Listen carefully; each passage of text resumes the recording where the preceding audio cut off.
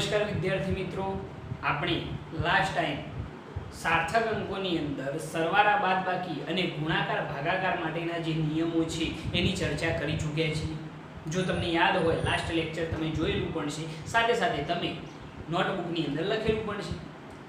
જો તમને યાદ હોય તો સરવાળા બાદબાકી માટે શું નિયમ હતો કે દશાંશ ચિહ્ન પછી જેટલા લઘુત્તમ સાર્થક અંકો હોય એટલા જ સાર્થક અંકો અંતિમ પરિણામની અંદર એટલે કે જવાબની અંદર હોવા જોઈએ। ગુણાકાર ભાગાકાર માટે આપેલ જે સંખ્યાઓ છે એની અંદર લઘુત્તમ સાર્થક અંકો સંખ્યાની અંદર જેટલા લઘુત્તમ સાર્થક અંકો હોય એટલા જ સાર્થક અંકો જવાબની અંદર હોવા જોઈએ। તો ટૂંકમાં એક જ વસ્તુ યાદ રાખવાની હતી કે સરવાળો બાદબાકી હોય તો એની અંદર દશાંશ ચિહ્ન પછીના લઘુત્તમ સાર્થક અંકો જોવાના અને ગુણાકાર ભાગાકારની અંદર પૂરેપૂરી જે સંખ્યા છે એના માટે લઘુત્તમ સાર્થક અંકો જોવાના રહેશે। ઓકે, હવે અહીંનો આગળ એક દાખલો છે સ્વાધ્યાય 2.11, બહુ સરસ દાખલો છે અને સરળ પણ છે। ઓકે, જોજો, એક લંબચોરસ પાતળી ધાતુની તકતીની લંબાઈ, પહોળાઈ અને જાડાઈ અનુક્રમે 4.234 મીટર, 1.005 મીટર અને 2.01 સેન્ટીમીટર છે। લંબાઈ, પહોળાઈ અને જાડાઈ આપણને આપેલી છે। તો સાર્થક અંકોને ધ્યાનમાં રાખી તકતીનું ક્ષેત્રફળ અને કદ શોધો। આપણે સાર્થક અંકોને ધ્યાનમાં લઈ તકતીનું ક્ષેત્રફળ અને કદ બે વસ્તુ આપણે શોધવાની છે। ઓકે, પહેલા આપણને જે વસ્તુ આપેલી છે, ચલો લંબાઈ કેટલી આપેલી છે, તકતીની લંબાઈ કેટલી છે તો 4.234 મીટર, 4.234 મીટર। ચલો પહોળાઈ કેટલી છે તો પહોળાઈ આપણને આપેલી છે 1.005 મીટર અને જાડાઈ એને આપણે h વડે દર્શાવી શકીએ, ઊંચાઈ પણ કહી શકો તમે। તો જે જાડાઈ આપેલી છે એ આપણને આપેલી છે 2.01 સેન્ટીમીટર। આ મીટરમાં આ સેન્ટીમીટરમાં ચાલશે નહીં, આને મીટરમાં કન્વર્ટ કરો ભાગ્યા 100 તો કેટલા થાય 0.0201 મીટર થઈ જશે। તો આ થઈ ગઈ આપણી લંબાઈ, આ પહોળાઈ અને આ ઊંચાઈ અથવા તો જાડાઈ। હવે આ જે લંબચોરસ તકતી છે એનું ક્ષેત્રફળ અને કદ આપણે શોધવાનું છે। તો સિમ્પલ આઈડિયા, તો લંબચોરસ તકતીનું ક્ષેત્રફળ જેને આપણે દર્શાવીએ કેપિટલ A વડે, તો લંબચોરસનું ક્ષેત્રફળનું સૂત્ર યાદ છે બધાને? 5મા ધોરણમાં આવતું હતું, શું હતું? 2 કૌંસમાં LB પ્લસ BH પ્લસ શું આવે HL આવું જતું ને, 2 કૌંસમાં લંબાઈ ગુણ્યા પહોળાઈ વત્તા પહોળાઈ ગુણ્યા ઊંચાઈ વત્તા ઊંચાઈ ગુણ્યા લંબાઈ, યાદ જ હશે તમને બધાને? LB પ્લસ BH પ્લસ શું આવે HL। ઓકે, હવે જસ્ટ આની અંદર કિંમતો એપ્લાય કરવાની છે, બીજું કંઈ નહીં કરવાનું। તો 2 કૌંસની અંદર ઓકે, ચલો જોજો લંબાઈ કેટલી છે તો તમે કહેશો 4.234 મીટર। ઓકે, ગુણ્યા પછી ગુણ્યા કહેવાય ને લંબાઈ ગુણ્યા પહોળાઈ। ચલો પહોળાઈ કેટલી છે 1.005 મીટર પ્લસ વચ્ચે સરવાળાની નિશાન, ચલો પહોળાઈ કેટલી તો 1.005 મીટર ગુણ્યા જાડાઈ એટલે કે ઊંચાઈ કેટલી છે 0.0201 મીટર, બરોબર છે, પ્લસ ફરીથી ઊંચાઈ આપણને આપેલી છે કે કેટલા હશે 0.0201 મીટર ગુણ્યા લંબાઈ કેટલી છે તો 4.234 મીટર। ઓકે, આટલું ભાવે સિમ્પલ છે। લંબાઈ ગુણ્યા પહોળાઈ વત્તા પહોળાઈ ગુણ્યા ઊંચાઈ વત્તા ઊંચાઈ ગુણ્યા લંબાઈ થઈ ગયું આટલું। હવે જસ્ટ આનું સાદુરૂપ તમારે આપવાનું છે, જે તમારા માટે એક રમતની વાત છે। તો 2 ગુણ્યા જે કૌંસમાં આપણે દર્શાવીએ છીએ, ચલો આ બંનેનો ગુણાકાર કરો વત્તા આ બંનેનો ગુણાકાર કરો વત્તા આ બંનેનો ગુણાકાર કરો અને જે જવાબ આવે એ બધાનો સરવાળો કરજો। આનો જવાબ વત્તા આનો જવાબ વત્તા આનો જવાબ કેટલો આવે છે જરા ચેક કરીને મને કહો। સાદુરૂપ આપજો એટલે એક્ઝેક્ટ તમને ખ્યાલ આવશે તો મજા આવશે।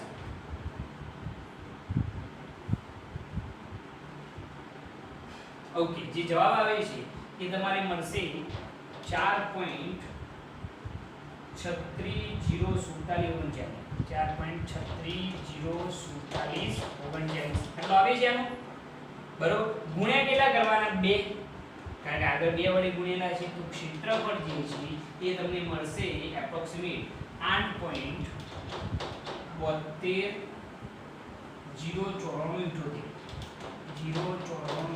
ક્ષેત્રફળ છે એટલા માટે એકમ કયો આવશે મીટર સ્ક્વેર. આ જવાબ આવ્યો જે આપણો ક્ષેત્રફળ છે. શું આ જવાબ સાચો છે? સાહેબ જવાબ તો મેથેમેટિકલી સાચો છે, પરંતુ સાર્થક અંકોને ધ્યાનમાં રાખી અહીંયા ક્વેશ્ચન જોજો કે સાર્થક અંકોને ધ્યાનમાં રાખી તકતીનું ક્ષેત્રફળ શોધવાનું છે. તો તમે યાદ કરો આ બંને પદો વચ્ચે શું થયું કહેવાય ગુણાકાર. તમે કહેશો સાહેબ અહીંનો તો સરવાળો થયો, પરંતુ મેઈન જે વિચારીએ આ બંને પદો વચ્ચે શું થયું કહેવાય ગુણાકાર.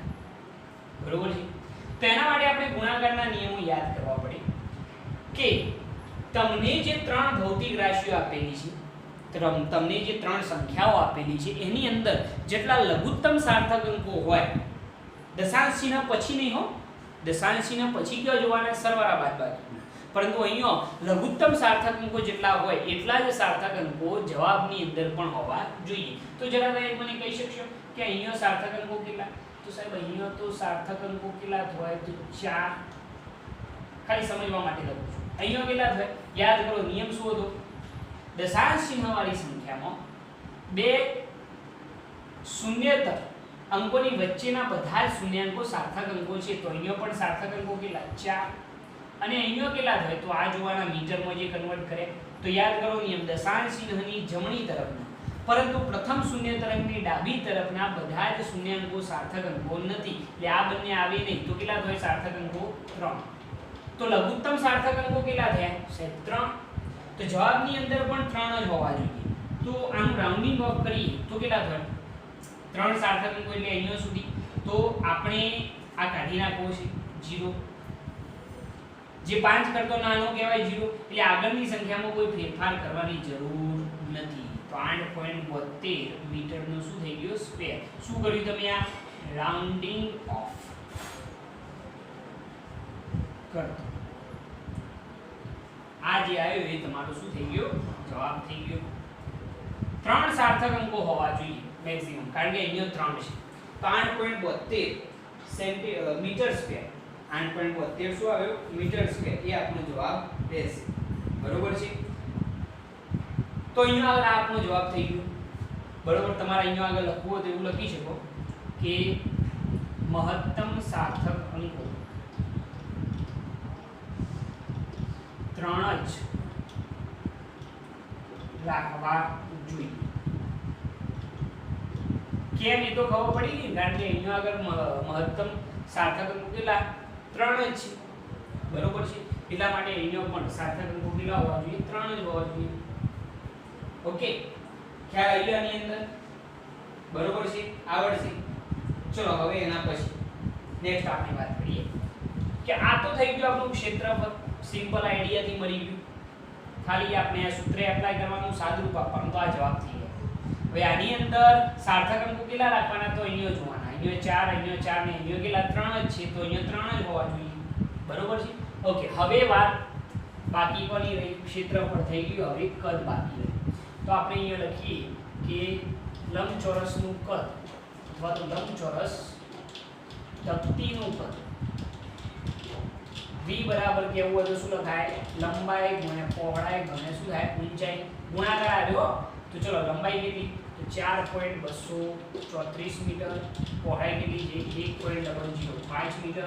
ગુણ્યા ઊંચાઈ કેટલી છે? 0.0201 મીટર. ચલો સાદુરૂપ આપી દે એટલે તમને વોલ્યુમ મળી જશે.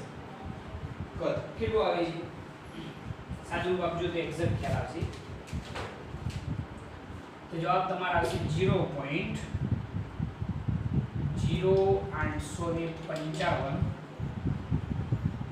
282.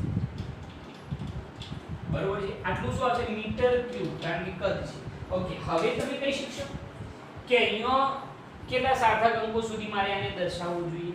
તો સાહેબ આ ગુણાકાર છે અને ગુણાકારની અંદર લઘુત્તમ સાર્થક અંકો જેટલા હોય એટલા સાર્થક અંકો હોવા જોઈએ. તો આપણને ખબર છે લઘુત્તમ સાર્થક અંકો કેટલા 3.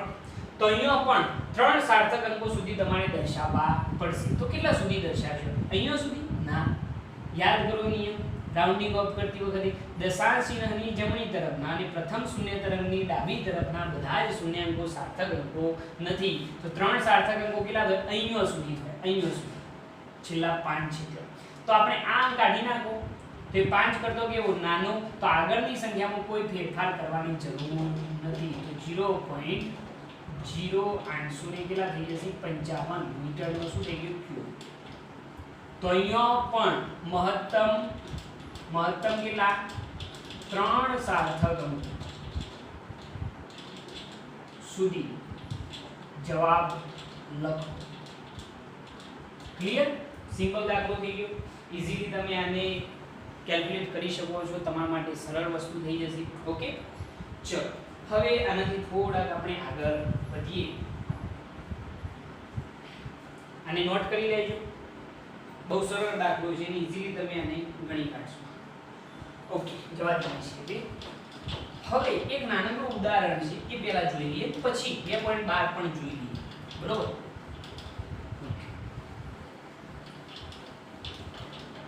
તમે ઉદાહરણ જુઓ. જે ઘનતાવાળું ઉદાહરણ છે ને, કયા નંબરનું ઉદાહરણ છે આપણે જોઈ લઈએ. હા, 2.14.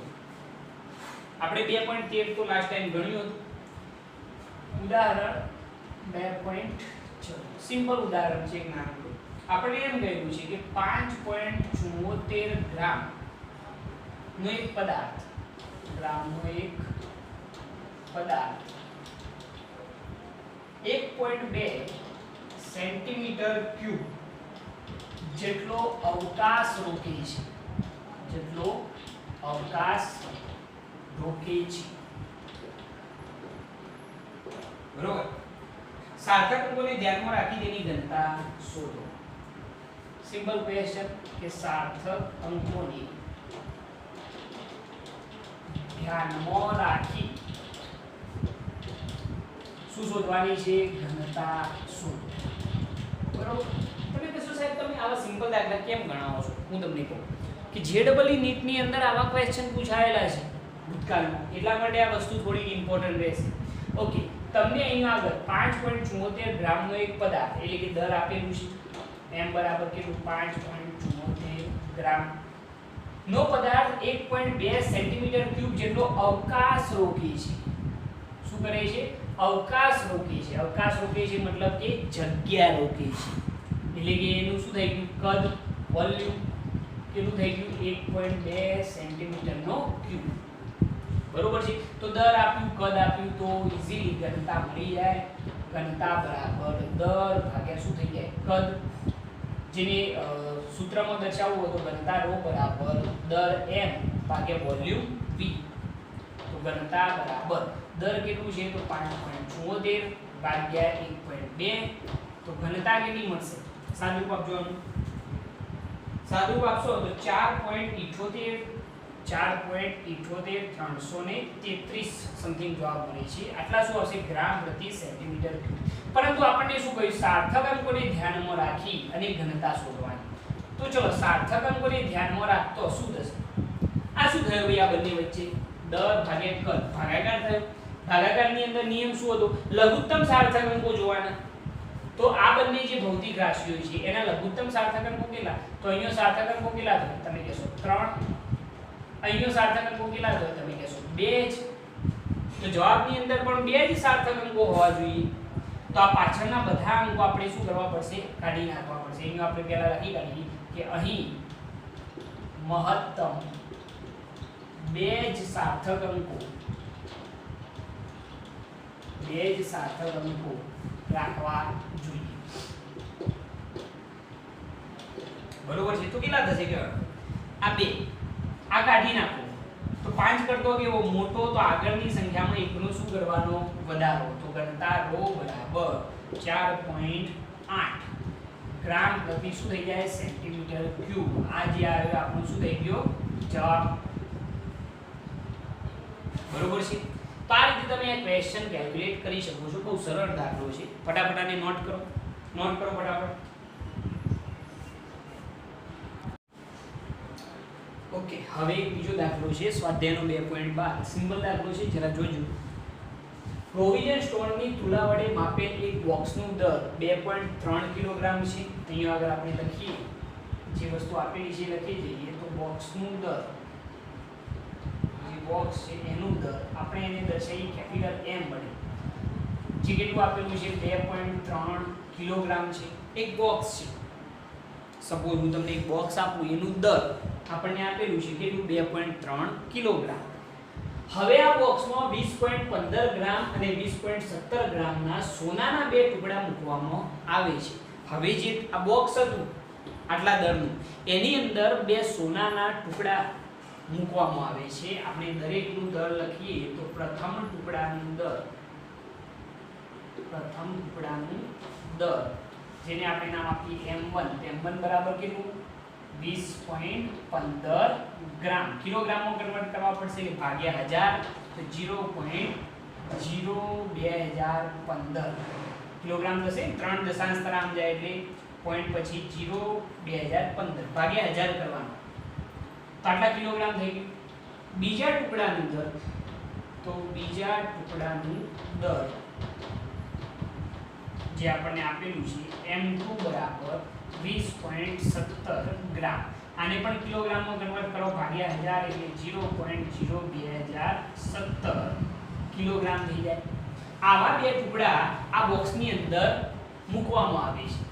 તો બોક્સનું કુલ દર શોધો. સિમ્પલ આઈડિયા, આપણે કુલ દર શોધવાનું છે. પેલા આઈડિયા તો ખબર પડી ગયો ને શું કરવાનું.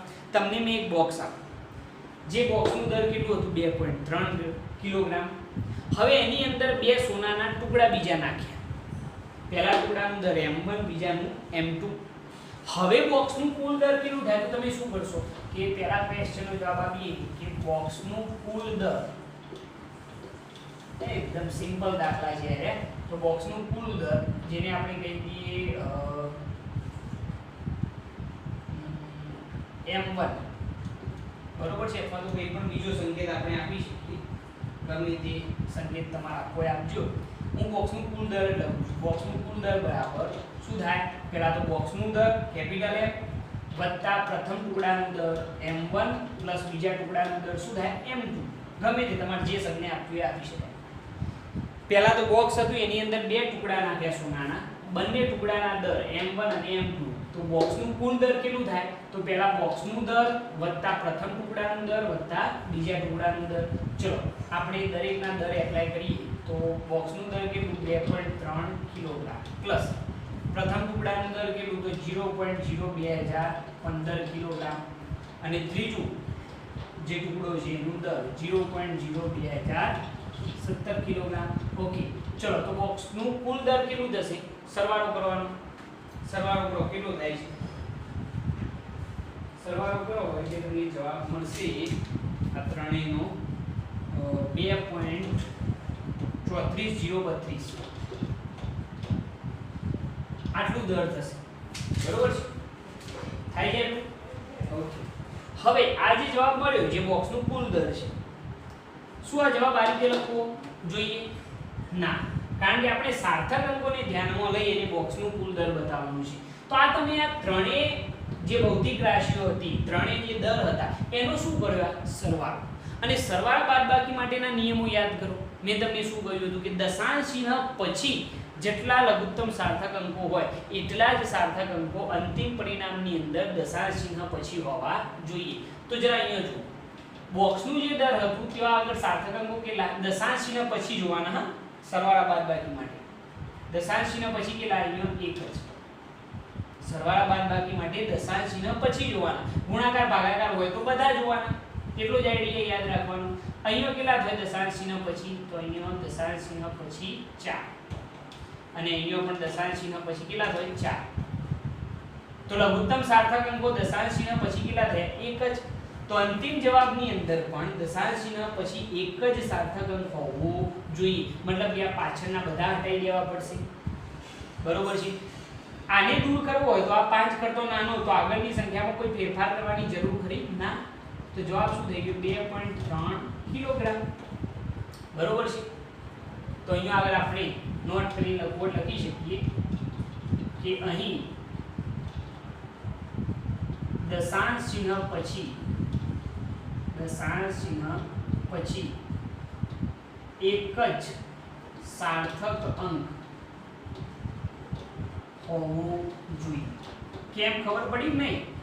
આપણને જે 3 દર આપ્યા હતા એની અંદર દશાંશ ચિહ્ન પછી અહીંયા એક જ અંક છે, અહીંયા 4 છે અને અહીંયા 4 છે. તો લઘુત્તમ કેટલા? 1. જવાબની અંદર દશાંશ ચિહ્ન પછી એક જ અંક હોવો જોઈએ. આ થઈ ગયો આપણો જવાબ. આ પહેલા ક્વેશ્ચનનો જવાબ થઈ ગયો. બરોબર છે? ઓકે. સેમ કન્ડિશન આપણે બીજા ક્વેશ્ચન માટે યુઝ કરી શકીએ. તો બીજો ક્વેશ્ચન શું છે જરા જુઓ કે યોગ્ય સાર્થક અંકો સુધી બંને ટુકડાના દરોનો તફાવત આપણે શોધવાનો છે. તો આપણે લખીએ કે બંને ટુકડાના દરોનો તફાવત જો આપણે કહેવું હોય તો ડેલ્ટા m બરાબર m2 માઈનસ શું કરીએ m1. તો જો m2 કેટલા 0.02017 માઈનસ m1 કેટલા 0.02015 કેટલા જતા? ઓકે. તો કેટલો આવે છે જવાબ?